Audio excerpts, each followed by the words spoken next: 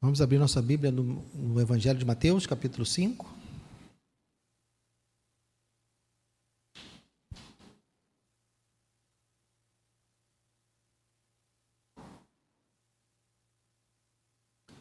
Mateus, capítulo 5.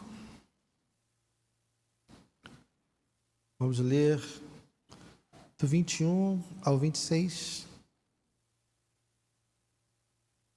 Mateus 5, do 21 ao 26. Diz assim: Vocês ouviram o que foi dito aos antigos: não mate. E ainda, quem matar estará sujeito a julgamento.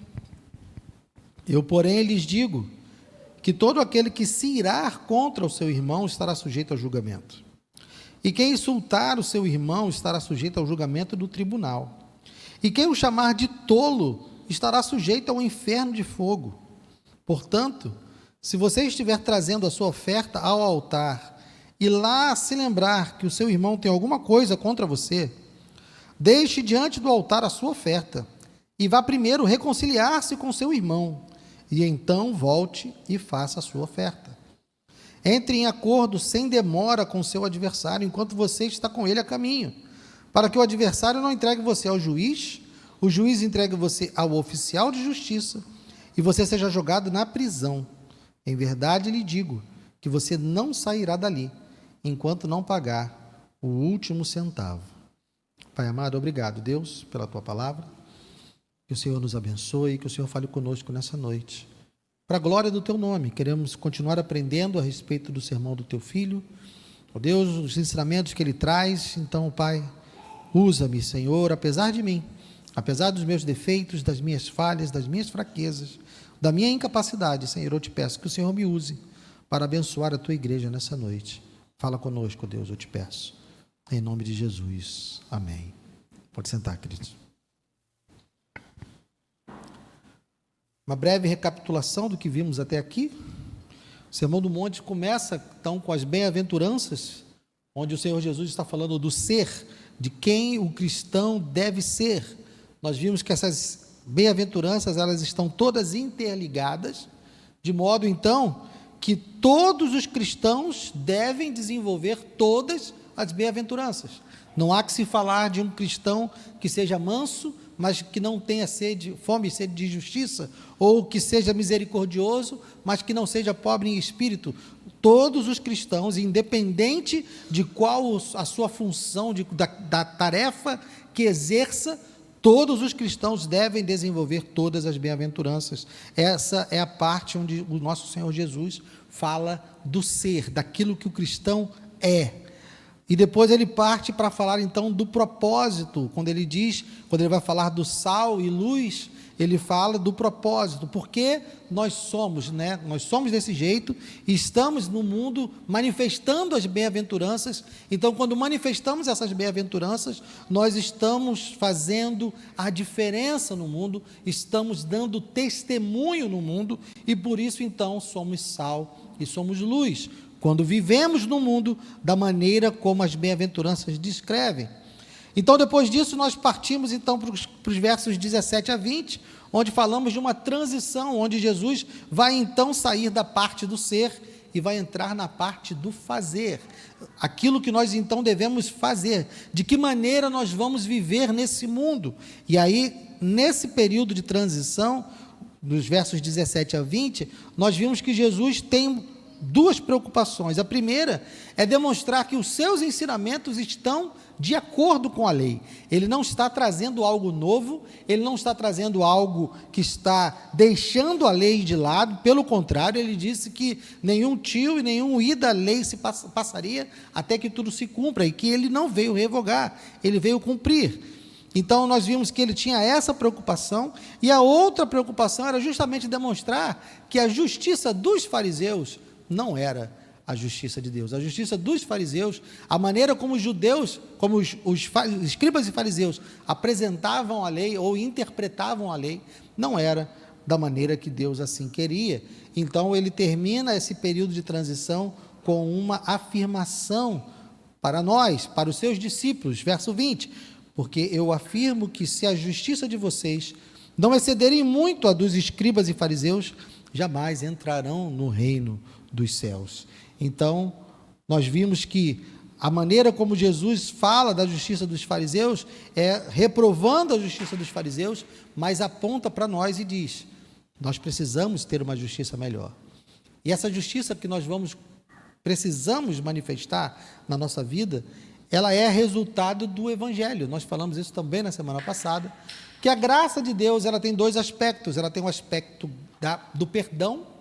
A graça de Deus traz perdão para os nossos pecados, mas a graça de Deus também é capacitadora. Então, pela graça de Deus, pelo poder do Espírito, nós recebemos de Deus o poder de obedecer, recebemos o poder de fazer a vontade de Deus. Então, a graça de Deus, ela é salvadora e capacitadora. Não temos desculpas para não obedecermos a Deus, para não fazermos a sua vontade, embora a nossa salvação já tenha sido garantida pela fé, né? É graça mediante a fé.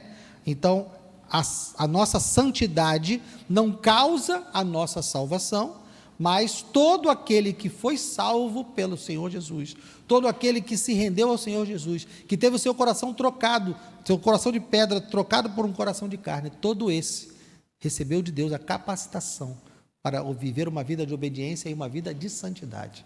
Então, nós precisamos ser santos e Jesus está advertindo que a nossa justiça, então, precisa ser superior à dos escribas e dos fariseus.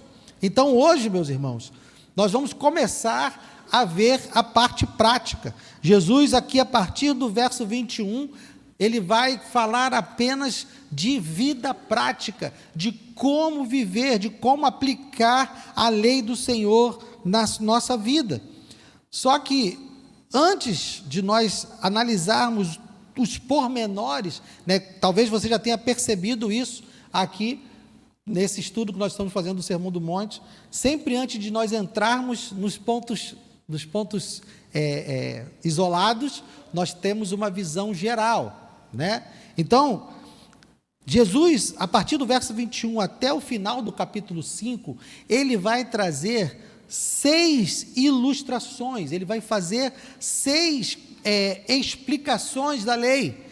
Ele vai falar a respeito da ira, ele vai falar a respeito do adultério, do divórcio, dos juramentos, ele vai falar de 6 ilustrações, mas o que o nosso Senhor Jesus está fazendo aqui, ele está trazendo para nós princípios gerais da nossa vida em relação à vontade de Deus.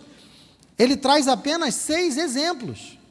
Então, antes de nós analisarmos cada um desses exemplos, nós precisamos tentar entender quais são os princípios que o Senhor Jesus está nos ensinando nesses 6 exemplos. Nós precisamos observar quais são os pontos que ele está querendo demonstrar para nós quando apresenta esses 6 exemplos.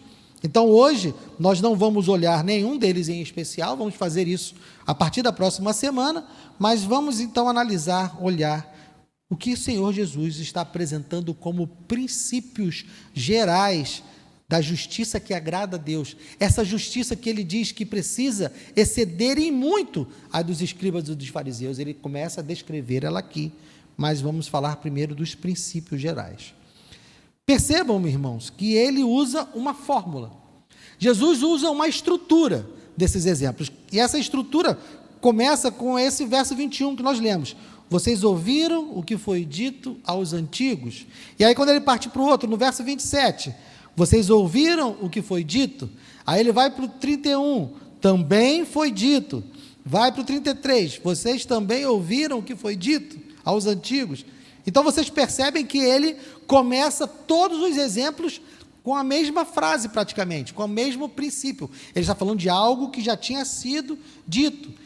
E uma outra coisa que está presente em todos eles é que logo após isso ele diz: eu, porém, lhes digo. Isso também vai estar em todos os 6 exemplos, em todas as 6 ilustrações que ele traz aqui. Ele usa então essa fórmula. Ouviram o que foi dito aos antigos? Aí formula lá o mandamento. E depois ele diz: eu, porém, vos digo. E apresenta então a sua a sua versão, aquilo que ele tem a dizer. Olhando para essa estrutura, se nós não tivéssemos analisado anteriormente o fato de que Jesus explicou que todo o seu ensinamento estava de acordo com a lei e que ele não veio revogar a lei, quando a gente olha para essa estrutura, se nós não tivéssemos sido alertados pelo Senhor Jesus, poderíamos pensar que ele está trazendo algo novo, certo? Porque ele está falando, ó, vocês ouviram o que foi dito? Eu, porém, vos digo. Ele diz outra coisa. Então, a gente poderia olhar para isso, por isso que ele dá aquela introdução dos versos 17 ao 20, porque ao olharmos para essa estrutura, nós podemos ser tentados a achar que Jesus está consertando a lei, consertando os ensinamentos de Moisés. Mas, então, Guilherme, se ele não está consertando, o que ele está fazendo? Por que ele está falando dessa forma? E é isso que nós vamos começar a analisar. Primeiro, percebendo essa estrutura. O que Jesus está falando quando ele diz, ouviram o que foi dito? Vocês percebem que Jesus aqui ele não disse, vocês não leram? Vocês não olharam para as Escrituras? Ele está falando de algo que eles ouviram. Porque quando Jesus confronta os escribas e fariseus ao longo do Evangelho, você já deve ter visto ele falar várias vezes, não lestes? Não lestes? Por quê? Porque os escribas e fariseus, eles liam. Qual é a questão do povo aqui? O povo que está vivendo lá em Israel, em Judá, nessa época, é um povo que já tinha vindo de muitos anos de cativeiro em Babilônia, e o que acontece? Esse povo não lia mais hebraico. A língua que esse povo falava agora era o aramaico. Então, a maior parte da população de Israel não falava hebraico e não tinha condições de ler as Escrituras. Eles não tinham acesso à leitura. E o que eles tinham? Eles ouviam os ensinamentos dos escribas e dos fariseus. Por isso que para os escribas e fariseus, Jesus pergunta, não lestes? E quando ele fala com seus discípulos, quando ele fala com aqueles que são o povo comum, ele pergunta, ele fala, ouviram o que foi dito? Porque o que Jesus está falando aqui não é da lei de Moisés. O que ele está falando aqui é da interpretação dos escribas e dos fariseus. Porque justamente pelo fato do povo não falar mais o hebraico, eles não tinham acesso mais à leitura do texto. Então, os escribas e fariseus se apropriaram do texto e tinham a credibilidade, tinham a confiança do povo. Então, eles agora, tudo que eles dissessem era verdade. Quem vai discutir? Eu não sei ler o que está escrito. Eles estão lá com o livro, eles leem, eles escrevem, eles copiam. Se ele falou, está falado. É que nem eu conversando com um mecânico. Eu não entendo nada de carro. Se o mecânico falar para mim que é isso, isso e isso, ou eu confio nele ou eu não confio. Se eu não confiar, eu vou dizer, obrigado, querido, vou para outro canto e procuro outro cara para dizer algo que eu não vou entender de novo. Mas só para ver se é a mesma coisa. Mas eu não entendo. Eu preciso confiar. Eles tinham confiança nos escribas e fariseus, e Jesus está dizendo desde o começo que eles não devem confiar, eles devem então dar ouvidos a Jesus. Isso já aconteceu em outro momento histórico. Se você se lembrar, na época da Reforma Protestante, uma das coisas que os reformadores tinham era justamente querer traduzir a Bíblia para que todo o povo pudesse ler. As missas eram feitas em latim, ninguém falava mais latim, e o padre, inclusive, ficava de costas para a congregação e ninguém entendia o que estava acontecendo. Tudo que o padre falava era verdade, tudo que ele dissesse que era a palavra de Deus era verdade. Então, só depois que a Reforma Protestante e homens morreram, só pelo fato de quererem traduzir a Bíblia. O cara só queria traduzir a Bíblia. E ele ia para a fogueira por causa disso. Então, isso não foi exclusividade do tempo de Jesus, não foi exclusividade da Reforma, porque hoje muita gente não lê a Bíblia. Só que não lê porque não quer, né? Hoje muita gente não lê porque não quer. E tem um monte de gente fazendo a festa por causa disso. Um monte de gente falando um monte de coisa e levando várias pessoas ao erro e ao engano, porque não conhecem as Escrituras. Então Jesus, quando ele diz, ouviram o que foi dito, ele não está falando da lei de Moisés, ele está falando da interpretação dos escribas e fariseus. É isso que ele está fazendo um contraponto, ele não está apresentando uma nova versão da lei de Moisés, e o que ele está querendo dizer é, os escribas e fariseus é que não entenderam a lei, eles é que não sabem do que estão falando, eu vou falar da lei, eu vou dizer, e ele diz o quê? Eu, porém, vos digo. E quando Jesus diz, eu porém vos digo, ele está se colocando com uma autoridade que era superior à dos escribas e fariseus. Ele estava se colocando num lugar onde ele também vai se colocando ao longo do Evangelho, ele vai se apresentando como Deus. Jesus vai se apresentando como Senhor. Ao longo da sua caminhada, ao longo do seu ministério, esse é um dos momentos onde Jesus está revelando, olha, eu sou Deus, eu sou o Senhor, eu sou o Messias. E aqui, ainda de um modo ainda discreto, que ele está no começo do seu ministério, mas essa invocação de autoridade, se colocando na posição de dizer, olha, não ouçam o que os escribas e fariseus dizem, ouçam o que eu digo. Ele está se colocando no lugar de autoridade. Então, usando essa estrutura, ele está não negando a lei de Moisés, mas está apontando para os erros dos escribas, porque ele está falando de ouvir e não de ler. Então, quais são as proposições que Jesus está apresentando? Quais são os princípios que Jesus vai invocar para que possamos, então, entender corretamente, para que nós não venhamos a cair no mesmo erro que os fariseus, que os escribas caíram? Ele vai apresentar alguns princípios. Ele veio trazer essa correta interpretação com a oposição a dos escribas. E é justamente aí, é essa expressão, é essa realidade que ele vai apresentar, que justamente é o que ele disse para nós. A justiça de vocês deve exceder em muito a dos escribas e fariseus, ou seja, vocês devem viver de acordo com o que eu vou falar agora, porque aquilo que os escribas e fariseus estão ensinando não é o que Deus quer, não é a vontade de Deus sendo expressa. Então, ele vai trazendo esses princípios que vão servir não apenas para esses exemplos, porque percebam, Jesus traz apenas 6 exemplos. Se Jesus quisesse fazer um estudo pormenorizado de cada um dos mandamentos, de cada uma das coisas que os escribas falavam, ele teria, esse Sermão do Monte teria o tamanho da Bíblia toda. Então, o que Jesus, isso nos deixa claro que o que Jesus está trazendo aqui são apenas alguns exemplos. Então, se ele está trazendo apenas alguns exemplos e não está falando de toda a lei, é mais uma coisa para nós prestarmos atenção. O que ele está trazendo são princípios. O professor, quando quer ensinar algo para nós, ele traz princípios e depois ele apresenta ilustrações do que esses princípios significam. Então, se a gente analisar essa fórmula, né, de ouviste o que foi dito e eu, porém, vos digo, você vai ver que em todos esses 6 exemplos, Jesus está trazendo os mesmos princípios. Ele está reiterando, ele está reforçando os mesmos princípios nos 6 exemplos.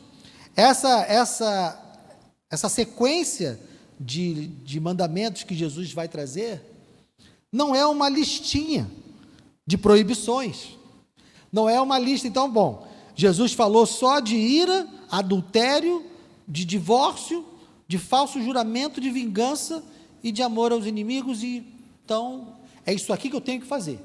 É a lista de Jesus, né? A gente tem essa tendência, né? A gente gosta de uma lista. Tem gente que pensa, né? Eu tenho TikTok, tá, gente? Então, me perdoem. Eu tenho uma menina que ela é neurodivergente, ela tem hiperfoco. Hiperfoco é uma característica dos autistas, se eu não me engano. E ela não é crente. A família dela não é crente, mas ela está com hiperfoco na Bíblia. Ela entrou. O hiperfoco é o quê? É algo que a pessoa que é neurodivergente, ela não consegue se desvencilhar. Ela vai ler e ler e ler. Enquanto ela está com hiperfoco numa coisa, ela fica naquela coisa. E essa menina está com hiperfoco na Bíblia. E ela tem uma Bíblia em casa, porque a mãe é professora, e trabalhou já num colégio católico, e ela estudava em todo o colégio que a mãe trabalhava, né? Quem tem mãe professora sabe que vai estudar sempre onde a mãe trabalha, porque, né, não vai pagar a mensalidade. E ela tinha uma Bíblia em casa. E eu comecei a acompanhar, porque eu achei isso interessante, eu quero ver até onde Deus vai levar essa situação na vida dela. Mas eu achei interessante que quando ela pegou a Bíblia, ela se surpreendeu. Porque quando ela começou a ler a Bíblia, e como os pais dela não são cristãos, e ela também nunca foi, quando ela pegou a Bíblia, ela pensou que a Bíblia era um livro igual à Constituição. Artigo 1º, pode isso, pode isso, pode isso. Artigo 2º, não pode isso, não pode. Ela se assustou quando encontrou várias histórias na Bíblia, ela tomou um susto. Mas a nossa tendência, quando a gente fala a respeito de pecado, a respeito de transgressão da lei, a gente pensa e a gente tem a tendência de que vai ter uma lista. A gente gosta de ter uma descrição detalhada. Bom, eu não posso fazer isso, nem isso, nem isso. Eu posso fazer isso, isso, isso, isso. Aqui está tudo claro, está tudo delimitado. Mas o que Jesus quer mostrar com esses 6 exemplos é que no reino dos céus não é assim. No reino dos céus, nós não temos apenas uma listinha de coisas que nós não podemos fazer, apenas uma listinha de coisas que nós devemos fazer. O que ele está querendo nos apresentar é que o reino de Deus, a nossa relação, e isso ele já está apresentando para a gente lá desde as bem-aventuranças. A relação nossa com o reino de Deus é uma relação de nova criatura, de nova vida. É algo muito mais profundo do que apenas ter algumas leizinhas. Eu não vou trair minha mulher, eu não vou beber, eu não vou fumar, é muito mais do que isso. É algo muito mais profundo do que isso. Então, Jesus ele vai trazer esses princípios já para a gente entender que não é uma listinha, não são tarefas religiosas para nós cumprirmos. Vou ao culto 3 vezes na semana, oro 1h30 todo dia, jejuo 2 vezes na semana, não traio minha mulher, não fumo, não bebo. Não, a vida no reino de Deus não é isso, é muito mais do que isso. Então, quando ele fala aqui de homicídios, de adultérios, de juramentos, ele está fazendo apenas essas ilustrações para mostrar os princípios. E você deve estar pensando, Guilherme, até agora você não falou princípio nenhum. Mas eu vou começar agora. Então, o primeiro princípio que Jesus quer apresentar quando traz essas 6 ilustrações é de que nós precisamos, primeiro princípio, nós precisamos observar o espírito da lei acima da letra da lei. O que isso quer dizer, Guilherme? Vamos olhar aqui o primeiro exemplo. Verso 21, vocês ouviram o que foi dito aos antigos? Não mate. E ainda, quem matar estará sujeito ao julgamento. O que Jesus diz? Eu, porém, lhes digo que todo aquele que se irar contra o seu irmão estará sujeito a julgamento, e quem insultar o seu irmão estará sujeito a julgamento do tribunal, e quem o chamar de tolo estará sujeito ao inferno de fogo. Jesus aqui está trazendo, então, o espírito da lei acima da letra da lei. O que a letra diz? Não mate. Para um judeu, para um escriba e fariseu, se eu não matar o cara, eu não pequei. Posso fazer todo o resto. Eu não posso matar. Eu posso não amar. Eu posso tratar mal. Eu posso menosprezar. Eu posso humilhar. Eu posso ignorar, desprezar. Eu posso fazer um monte de coisa. Porque a lei diz o quê? Não mate. Eu não matei. Eu só não falo com ele. Eu não matei. Eu só não gosto dele. Eu não matei. Eu só não dei comida quando ele estava com fome. Mas eu não matei. Mas o que Jesus está trazendo aqui é que o não matarás aponta para algo muito mais profundo do que você apenas não matar. A letra da lei é não mate, mas o espírito da lei é você enxergar no próximo alguém que é imagem e semelhança de Deus.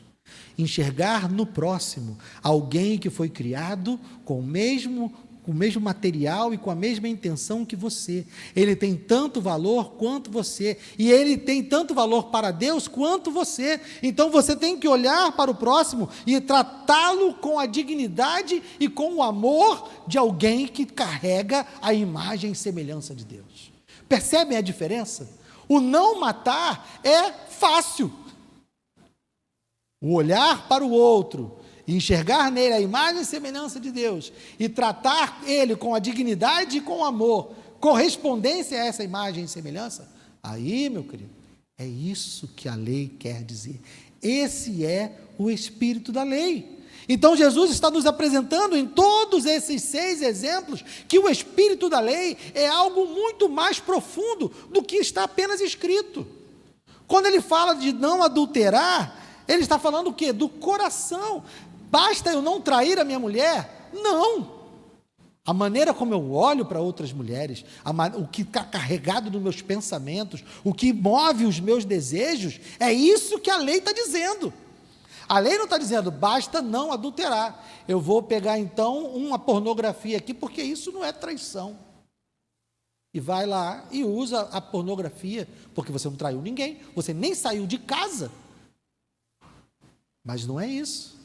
Você já adulterou, porque você, embora tenha obedecido a letra da lei, o espírito da lei que fala da sua fidelidade, do seu compromisso com o seu cônjuge, do fato de você ser uma carne com ela, esse espírito já foi violado.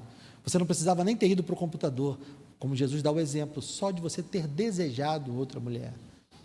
Você já feriu o espírito da lei. Então, o que Jesus está nos dizendo é que nós devemos olhar para a lei, não apenas para esses 6 exemplos, mas toda vez que nós nos depararmos com o mandamento de Deus, nós precisamos ultrapassar aquilo que está escrito e entender o que Deus quer que nós saibamos, que nós façamos a partir daquela letra que está escrita. A letra da lei é só a forma, mas o espírito é muito mais rico, a gente precisa buscar o espírito da lei. Então, o primeiro princípio é o espírito da lei está acima da letra da lei. Qual é o segundo princípio, então? Que é derivado desse primeiro. O que é interno é mais importante do que é externo. As ações para os judeus, as ações são importantes, os atos são importantes. Se você fez, pecou. Se você não fez, mas pensou em fazer, estava doido para fazer, estava pensando num jeito de fazer. Para os judeus isso não era importante. Eles olhavam para as ações. O que Deus está olhando é para as motivações.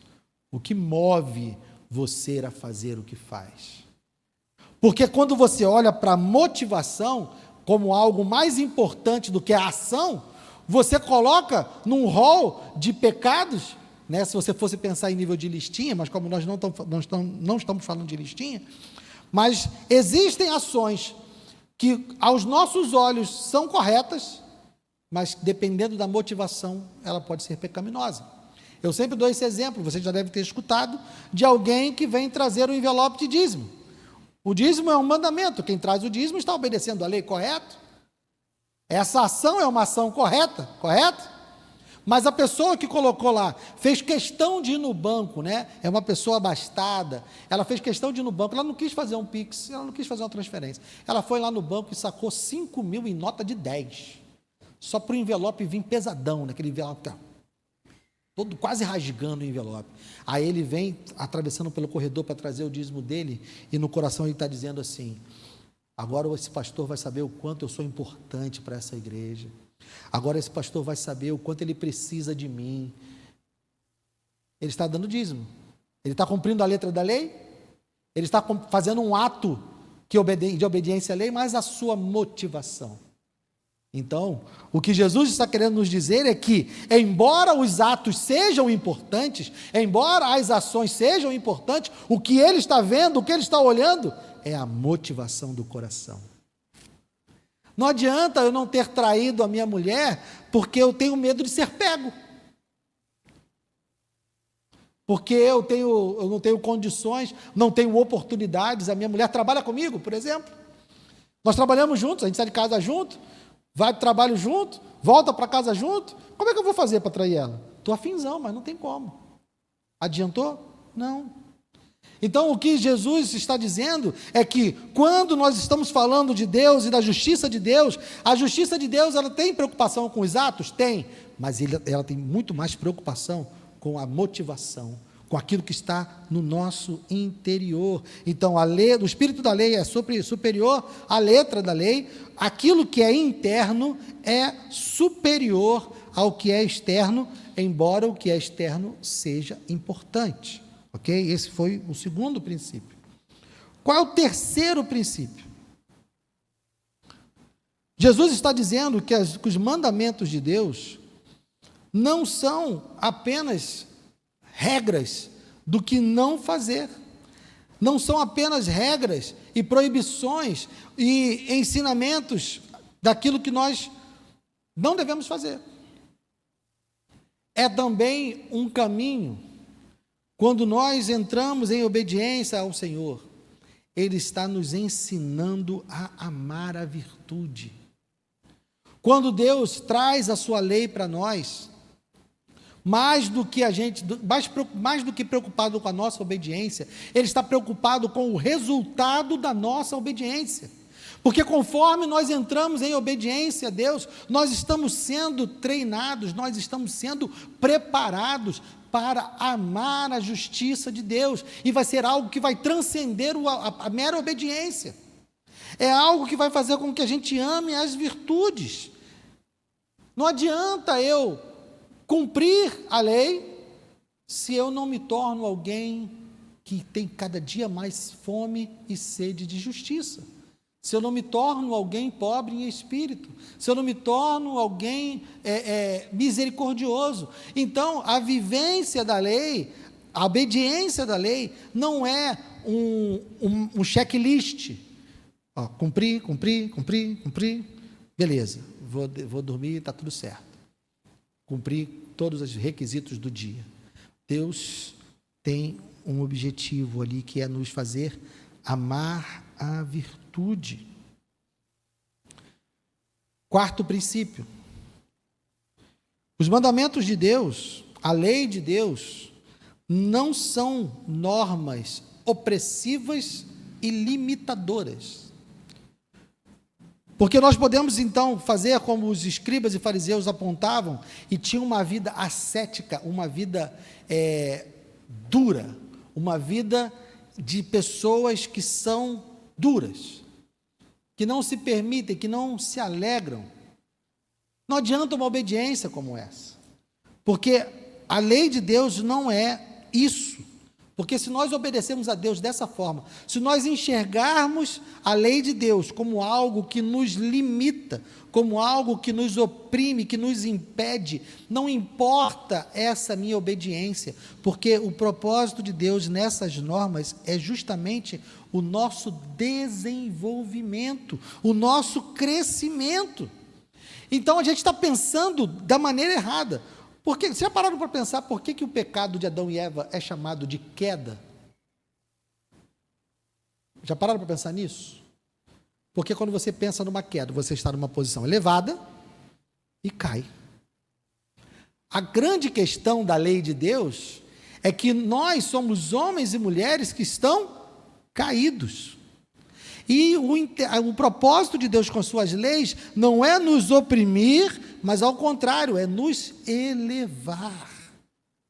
O propósito da lei de Deus, os mandamentos de Deus, são para nos elevar e nos colocar de volta do lugar onde nós caímos. Nós estamos em crescimento. A lei de Deus não é algo para nos achatar, é algo para nos desenvolver. Deus está nos preparando, Deus está nos ensinando, está nos guiando, e conforme nós caminhamos no caminho da santificação, nós estamos caminhando num caminho de crescimento, de desenvolvimento, não de limitação. Quem enxerga a lei de Deus como algo que limita, é alguém que não entendeu a lei de Deus. Nós estamos sendo desenvolvidos, como se fala lá em Efésios capítulo 4, verso 13, nós estamos tendo a possibilidade de crescer à medida da estatura da plenitude de Cristo. Nós estamos sendo preparados para sermos iguais a Cristo. Então não é uma opressão, é uma evolução, é um crescimento. O que Deus está propondo para nós com a sua lei é que nós venhamos a nos desenvolver e sair do lugar onde o pecado nos colocou e nós sermos restaurados para o lugar onde Ele nos criou com o propósito para o qual nos criou. E então o quinto e último princípio que Jesus está trazendo é que a lei e os mandamentos não são um fim em si mesmo. A lei, ela não existe por si só. Os mandamentos de Deus não são algo assim, faça porque tem que fazer. Já viu quando a gente está sem paciência com os filhos, né? E fala assim, não, por que não? Por que não? Não, por que não? Lá em casa, eu criei uma armadilha para mim, né? Porque desde pequeno eu ensinei para os meus filhos que não existe não, por que não? Então eu sempre ensinei isso para eles. Aí quando eu queria dizer que é não, porque não, a Jade, principalmente, que o João é mais calado, né? A Jade, principalmente, quando eu falava assim, não, porque não, e a Jade, mas pai, você sempre disse para mim que não existe não, porque não. Aí eu tinha criado para mim, né? Graças a Deus que eu fiz isso, porque aí a tentação não vencia. Aí a Jade falava, ó, pai, você disse que não tem não, por que não? E eu tinha que dar a razão. Por quê? Então, os mandamentos de Deus não são um não, porque não. Não é algo que Deus está fazendo pelo simples prazer de dizer, olha, não pode. No quartel tem umas regras que eram assim. No quartel, você não podia usar guarda-chuva quando está fardado. Qual a lógica disso? Ninguém nunca soube me explicar por que o militar fardado não podia usar guarda-chuva. Só não podia.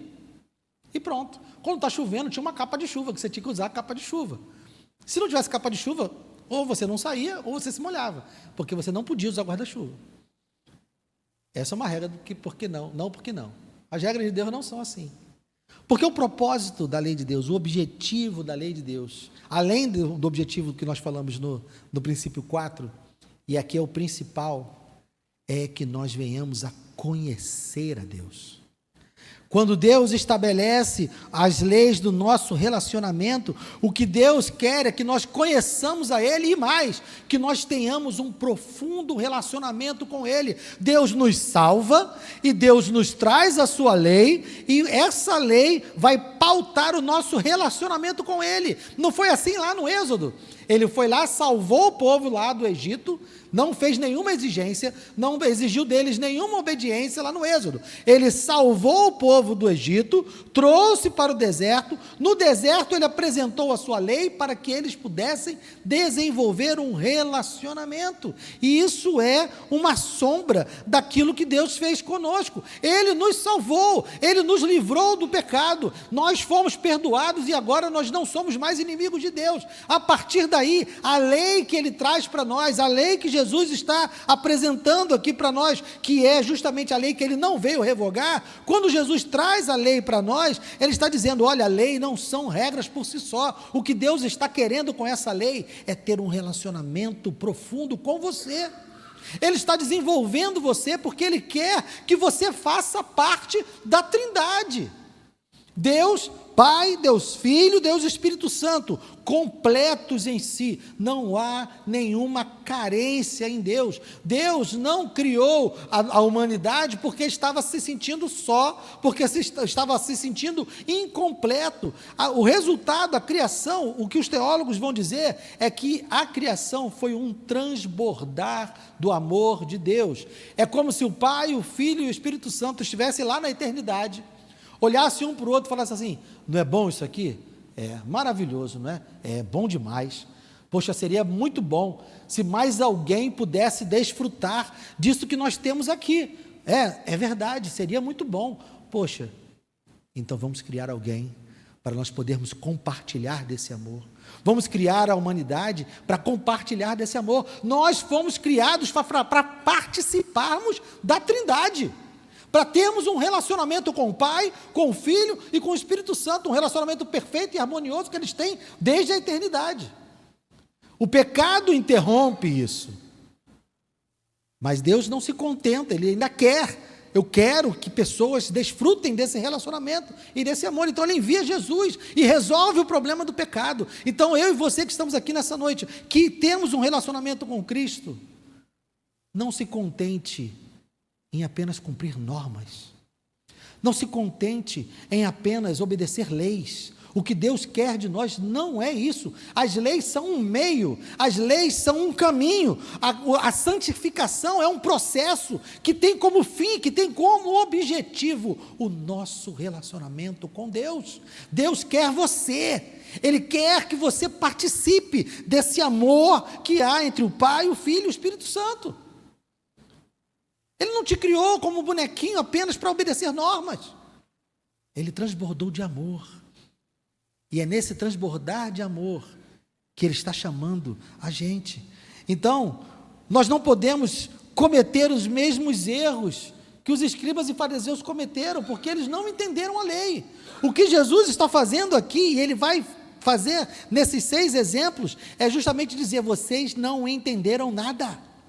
Vocês não entenderam o que Deus quis, vocês não entenderam o propósito de Deus quando deu a lei para vocês. A lei é uma manifestação da graça. Até mesmo quando a gente permanece nessa dicotomia, a qual a maioria de nós foi criado, onde, não, existia o tempo da lei, agora é o tempo da graça. Não, a lei é uma manifestação de graça, não é algo opressor, nunca foi. O que Deus sempre quis foi nos desenvolver, é ter um relacionamento conosco. Então, no final do dia, quando eu chego lá, na hora de eu me deitar e quando eu vou dormir, eu não tenho que olhar para o meu dia e pensar: bom, não adulterei, não menti, não matei ninguém, então eu estou bem com Deus, vou dormir. Quem faz isso são os escribas e fariseus. A oração do publicano, né? Senhor Deus, obrigado porque eu não sou como esse publicano. Jejuo 2 vezes por dia, dou dízimo de tudo que eu tenho, né? E Jesus disse que esse não desceu de lá justificado, porque o que Deus quer de nós não é a mera obediência da lei. Então, quando a gente deita na cama no final do dia, o que a gente tem que pensar é: Deus ocupou o lugar supremo na minha vida hoje? Eu conheci Deus um pouquinho mais hoje? Ou eu vivi esse dia para a glória de Deus? São essas as perguntas que a gente tem que fazer no final do dia. Não adianta a gente chegar no final do dia com uma lista, como se fosse uma criança, né? Aqui, pai, consegui fazer isso. Mas Deus está dizendo: não é isso. É claro que a nossa obediência, a nossa santidade passa por esses atos, passa pelo um fazer.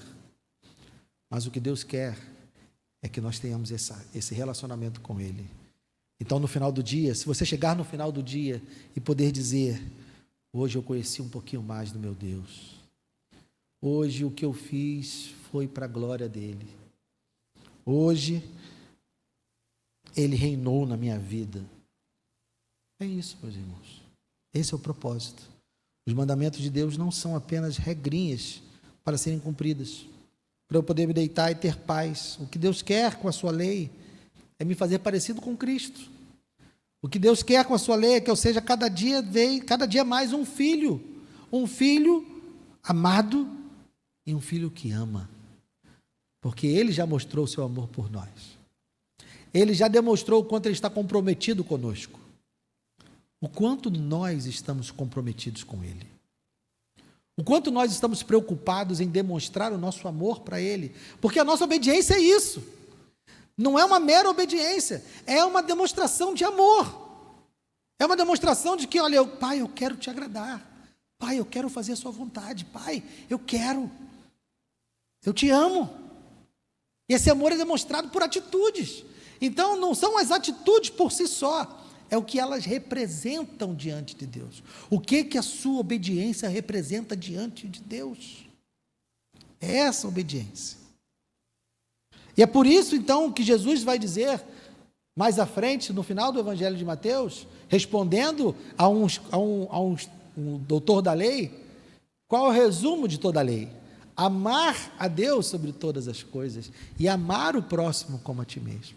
Aí está resumida toda a lei, porque todos os mandamentos, tudo aquilo envolve amor, relacionamento. É isso que Deus quer. Então é isso que Jesus vai passar a apresentar aqui, quando ele traz esses exemplos.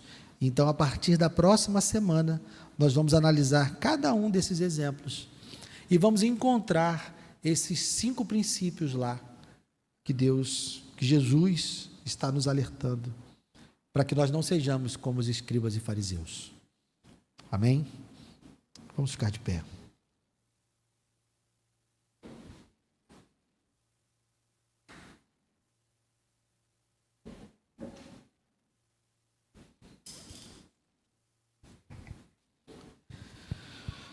Oh, Deus, nos perdoa, Senhor, se a nossa obediência a Ti é uma mera obediência de normas e de regras. Nos perdoa, Senhor, se às vezes olhamos para os Teus mandamentos e pensamos, Ele não quer que eu me divirta, Ele não quer que eu seja feliz. Perdoa-nos, Senhor. Abre os nossos olhos e faz-nos entender que o Teu propósito é sempre maravilhoso. Que a Tua lei não é para o nosso mal, é para o nosso bem. Que nós possamos, Senhor, de fato nos aproximar de Ti, Senhor. Que nós tenhamos um relacionamento verdadeiro contigo, Pai. Que a nossa obediência seja um fruto, um resultado desse amor. Que nós não estejamos na busca de merecer algo, ou de jogar na tua mesa um algo que nós fizemos. Não é isso que queremos, Senhor. O que nós queremos é glorificar o Teu nome, exaltar o Teu nome, demonstrar o nosso amor por Ti. É mostrar que o nosso amor por Ti é muito mais do que palavras, muito mais do que canções, porque nós podemos cantar músicas maravilhosas, podemos até escrever músicas maravilhosas e não Te amar de verdade. Podemos pregar sermões maravilhosos e não Te amar de verdade.